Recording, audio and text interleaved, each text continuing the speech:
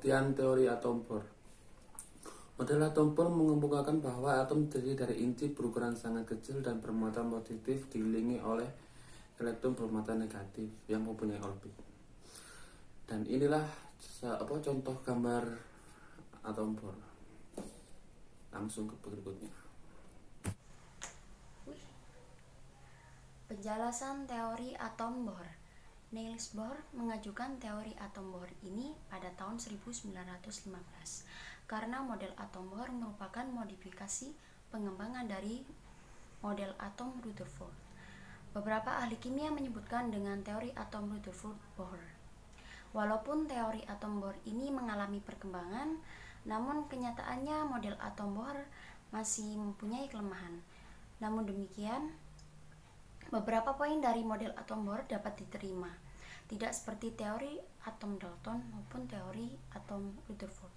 Keunggulan teori atom Bohr dapat menjelaskan tataran Rydberg untuk garis spektra emisi hidrogen. Itulah salah satu kelebihan teori atom Niels Bohr. Model atom Bohr berbentuk seperti tata surya dengan elektron yang berada di lintasan peredaran orbit mengelilingi inti bermuatan positif yang ukurannya sangat kecil.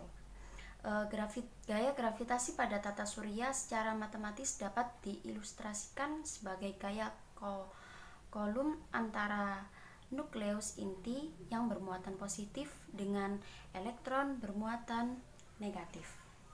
Nah, bisa kalian lihat seperti gambar di samping ini. Bunyi postulat teori atom Bohr. Teori atom Bohr kiranya dapat dijelaskan seperti berikut. Yang pertama, elektron mengitari inti atom dalam orbit-orbit tertentu yang berbentuk lingkaran. Orbit-orbit ini sering disebut sebagai kulit elektron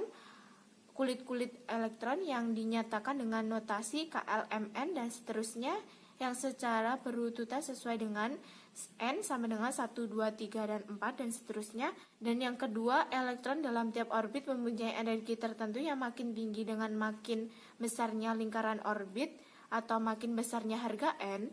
Energi ini bersifat kuantitatif dan harga-harga yang diizinkan dinyatakan oleh harga momentum sudut elektron yang terkuantisasi sebesar N sama dalam kurung H per 2pi dengan N sama dengan 1, 2, 3, 4 dan seterusnya.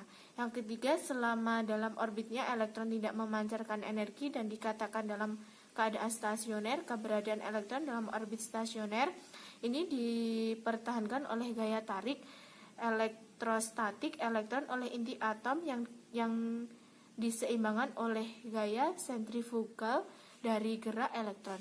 Dan contoh gambarnya dapat kalian lihat di sini. Pembahasan berikutnya. 4. Elektron dapat berpindah dari orbit satu ke orbit lain yang mempunyai energi lebih tinggi bila elektron tersebut menyerap energi yang besarnya sesuai dengan perbedaan energi antara kedua orbit yang bersangkutan. Dan sebaliknya, bila elektron berpindah ke orbit yang mempunyai energi lebih rendah, akan memancarkan energi radiasi yang teramati sebagai spektrum garis yang besarnya sesuai dengan perbedaan energi antara kedua orbit yang bersangkutan.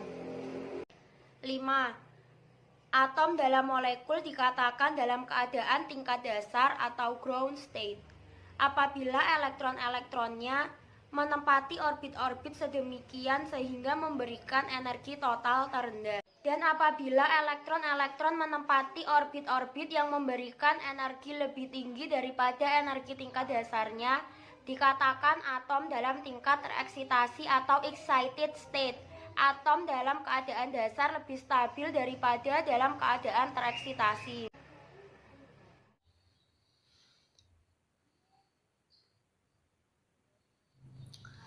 Jadi mengenai pembahasan kita kali ini ialah mengenai model hidrogen. Jadi pembahasan kita selanjutnya ialah tentang model hidrogen teori Niels Bohr ya. Jadi contoh paling sederhana dari model atom hidrogen Niels Bohr ini atau sebuah ion yang mirip dengan hidrogen ini ialah elektron yang memiliki muatan negatif mengelilingi inti elektron yang bermuatan positif. Selanjutnya, energi elektromagnetik yang diserap atau dilepaskan ketika sebuah elektron berpindah dari lintasan satu ke lintasan lain. Maka jari-jari dari lintasan tersebut akan bertambah. Sebagaimana n kuadrat, di mana n adalah bilangan kuantum utama, transisi dari 3 ke 2 menghasilkan garis pertama dalam deret Balmer. Untuk hidrogen yang menghasilkan foton sepanjang gelombang 656 nanometer bahkan cahaya merah. Teman-teman, jadi itu saja pembahasan dariku. Langsung saja ke pembahasan berikutnya.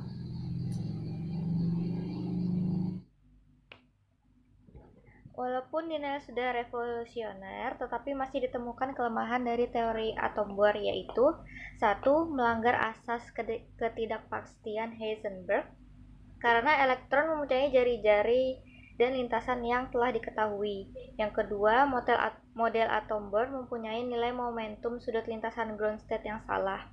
3. Lemahnya penjelasan tentang prediksi spektra atom yang lebih besar. 4. Tidak dapat memprediksi intensitas relatif garis spektra. 5. Model atom Bohr tidak dapat menjelaskan struktur garis spektra yang baik. Yang keenam adalah tidak dapat menjelaskan efek Zeeman. Nah, itu tadi penjelasan-penjelasan tentang atom menurut kelompok kami. Kurang lebihnya mohon maaf. Assalamualaikum warahmatullahi wabarakatuh.